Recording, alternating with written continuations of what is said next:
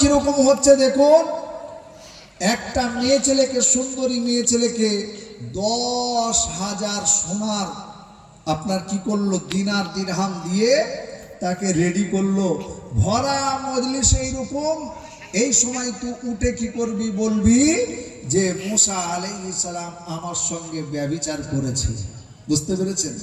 তাহলে কুকুকাত হয়ে যাবে। কি গো, এরকম ইমাম সাহেবদের ওপরে, মৌলানাদের ওপরে, ভালো মানুষের ওপরে এইরকম তোহমত লাগানো হয় না? হয় না? জোরে বলে হয়।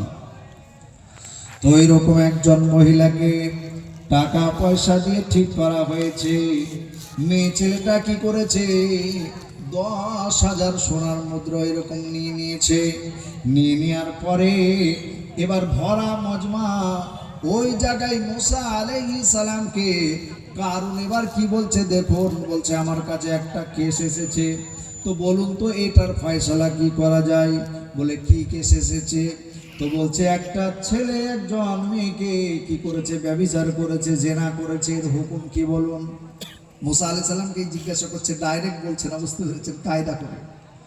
মুসা আলাইহিস সালাম বললেন, শোনো, কোরআনের বিধান হচ্ছে কি, আল্লাহর বিধান হচ্ছে, আল্লাহর আইন হচ্ছে, যদি বিবাহিত হয় তাহলে অর্ধেক কি করা হবে, মাটির মধ্যে গেড়ে দিয়ে আর দূর থেকে পাথর মেরে রজম করে দিতে হবে। এটাই হচ্ছে আল্লাহর বিধান। আর যদি অবিবাহিত হয় তাহলে 100 কোড়া তাকে কি করতে হবে, আঘাত করতে হবে। আবার কায়দা করে মুসা আলাইহিস সালামকে কি বলছে জানেন? বলছে হুজুর এটা যে কেউ করবে তার জন্যই।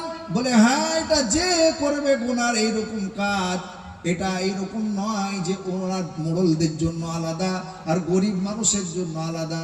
যে কেউ এই গুনার কাজ করবে তার জন্যই কিন্তু এটাই হলো বিধান। মুসা আলাইহিস সালামকে এখনো বলে নাই যে আপনি করেছেন। ইনডাইরেক্ট আবার কি বলছে জানেন? বলছে ধরুন আপনি যদি এরকম করেন। মুসা আলাইহিস সালাম তো রেগে আমি কেন করব? বলছেন না, 1 মিনিটের জন্য ধরুন আপনি এরকম যদি করে ফেলেন তাহলে কি আপনার জন্য এই বিধান, এই হুকুম?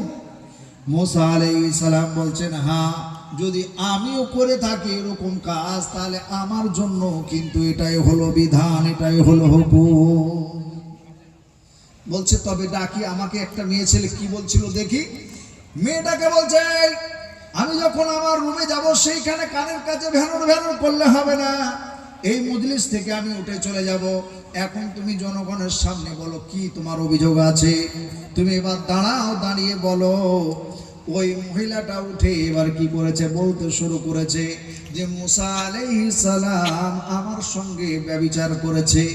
যেই বলেছে মুসা আলাইহিস সালাম কি করেছে, ওই মহিলার দিকে তাকিয়েছে। যেমনই তাকিয়েছে, মুসা আলাইহিস সালাম জলিলুল কদর নবী ছিলেন, ওনার আপনার রোয়াবের কারণে সেই মহিলা মাথা নিচু করে দিয়ে সত্য কথা তার মুখ দিয়ে বেরিয়ে গেছে।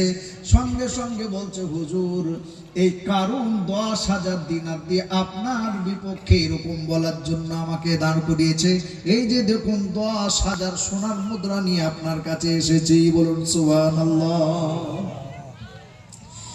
মুসা আলাইহিস সালাম রেগে গেলেন প্রচুর, মানে এত রাগা রেগেছিলেন মুসা আলাইহিস সালাম, ফেরাউনের উপরে এত রাগেননি। এবার আল্লাহ রাব্বুল আলামিনকে বলছে দয়াল প্রভু গো, এই কারণ একদম গরিব ছিল, নিঃস্ব ছিল, আমাকে দিয়ে দোয়া করালো, তোমার দরবারে দোয়া করলাম, এখন সে ধনী হয়ে গেল, এখন সে বড় লোক হয়ে গেল। এবার তোমার রাস্তায় খরচা করতে বললাম, যাকাত আদায় করতে বললাম, সে খরচা করা তো দূরের কথা, শুধু শুধু এত বড় আমার উপরে ইলজাম লাগালো। ও রব্বুল আলামিন, এই কারণকে কিন্তু ছাড়া যাবে না, এর জন্য আমি তোমার কাছে হাত পেতেছি, এর ব্যবস্থা নিতেই হবে। বলেন আল্লাহর নবী জলিলুল কদর নবী হাত পেতেছে, আল্লাহ কি খালি হাতে ফিরে দিবে? জোরে বলে আল্লাহ রাব্বুল আলামিন বলছে মুসা গো, তুমি বলো একে কি উপযুক্ত শাস্তি দেব? মুসা আলাইহিস সালাম বললেন এমন একে উচিত শিক্ষা দিতে হবে যে কারণ তো ধ্বংস হবে হবে, কারণের বংশধররাও যেন টের পেয়ে যায়। ঠিক কথা বলে।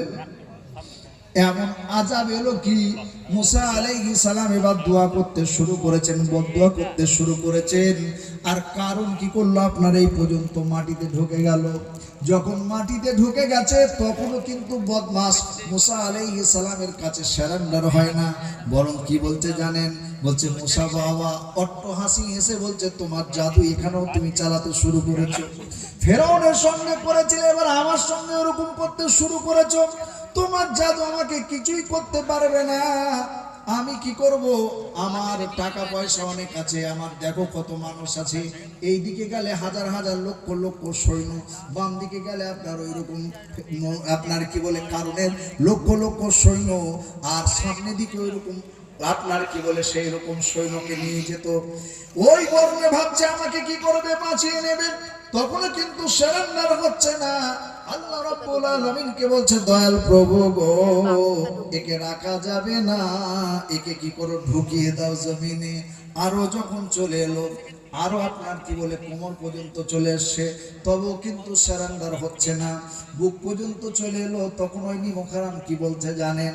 বলছে মুসা গো, বুঝতে পেরেছি আমার এত সম্পদ, এত আমার টাকা পয়সা, এটা দেখে তোমার আল্লাহরও সহ্য হলো না, তোমারও সহ্য হলো না বলে তুমি আমাদের হিংসা করছো। ওই সম্পদ দেখে তুমি আমাকে কি করছো? এরকম করে জাদু দেখিয়ে আযাবের মধ্যে তুমি আমাকে ফেলছো। মুসা আলাইহিস সালামের কাছে তখন এবার ক্ষমা চাইছে। মুসা আলাইহিস সালাম বলছে না না, ক্ষমা করা যাবে না, একে ক্ষমা করব না। আল্লাহ রাব্বুল আলামিন এবার বলছে দেখো গো, আল্লাহ রাব্বুল আলামিনকে মুসা আলাইহিস সালাম বলছেন আল্লাহ রাব্বুল আলামিন আপনি ক্ষমা করার জন্য বলছিলেন, দেখুন এই অবস্থাতেও কেমন নিমক হারাম, আপনি দিয়েছেন মাল, আর সে বলছে কি আল্লাহর নাকি লোভ হচ্ছে আমার মালে। বলুন আস্তাগফিরুল্লাহ। মুসা আলাইহিস সালাম এবার আল্লাহ রাব্বুল আলামিনকে বললেন আপনারা কি জানেন এই ইতিহাস শুনুন, কেন তার মালকে শুদ্ধ ধ্বংস করে দেয়া হয়েছিল? শুধু কারণকে নয়, কারণের মাল শুদ্ধ ঢুকিয়ে দেওয়া হয়েছিল। এর ইতিহাস কি জানেন? এর ইতিহাস হচ্ছে এটাই, মুসা আলাইহিস সালাম এবার আল্লাহ রাব্বুল আলামিনকে বলছে দয়াল প্রভু গো, আমার ওই কারণের মালের লোভ নাই, কারণের মালের আমার প্রয়োজন নাই। ওই কারণকে এবং কারণের মালকে শুদ্ধ আপনি ধসিয়ে দেন, ঢুকিয়ে দেন। জোরে বলুন সুবহানাল্লাহ। আল্লাহ রাব্বুল আলামিনের হুকুমে কারণ আর কারণের মাল নিয়ে কি করলো? চলতে শুরু করলো। কবে ঢুকেছে? এখনো কিন্তু ঢুকছে। কিয়ামত পর্যন্ত মাটির নিচে কারণ কতটা পর্যন্ত যায় জানেন? প্রত্যেক দিন ওর বডি যতটা লম্বা ততটা প্রত্যেক দিন মাটির তলাতেই যেতে থাকে। জোরে বলুন সুবহানাল্লাহ। তো বাপজি, মালের মালিক একমাত্র কে? আরো জোরে কে? আল্লাহ। আল্লাহ মাল দিতেও পারে, জোরে বলেন, নিতেও পারে। যদি আল্লাহর মালের শুকরিয়া আদায় করেন তাহলে আল্লাহ কি করবেন? মালকে বাড়িয়ে, জোরে বলেন, কি গো দেবেন কি দেবেন না? দেবেন। ওই জন্য বাপ আল্লাহর দেওয়া মালকে আমরা আল্লাহর রাস্তায় খরচা করব। বলুন ইনশাআল্লাহ, বলুন ইনশাআল্লাহ। একটা ঘটনা শোনালাম, আর একটা ঘটনা ছোট্ট করে শুনিয়ে দিই, লম্বা করব না, টাইম আমার অল্প। বাদশাহ হারুন রশিদ বিরাট বড় আল্লাহর ওলি ছিলেন, বাদশাহ ছিলেন। উনি একদিন স্বপ্নযোগে দেখলেন কি একটা আমি মসজিদ নির্মাণ করব। জোরে বলুন সুবহানাল্লাহ। অর্ডার করে দিলেন। ওনার খাদেম খুদ্দামদের বললেন আমি একটা আল্লাহ রাব্বুল আলামিনের ঘর তৈরি করব।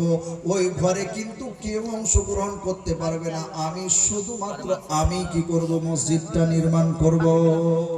কেন?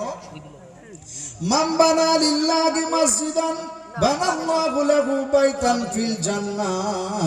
যে ব্যক্তি দুনিয়ার বুকে মসজিদ নির্মাণ করবে, আল্লাহ রাব্বুল আলামিন তার জন্য জান্নাতে ঘর নির্মাণ করবে। জোরে বলুন সুবহানাল্লাহ।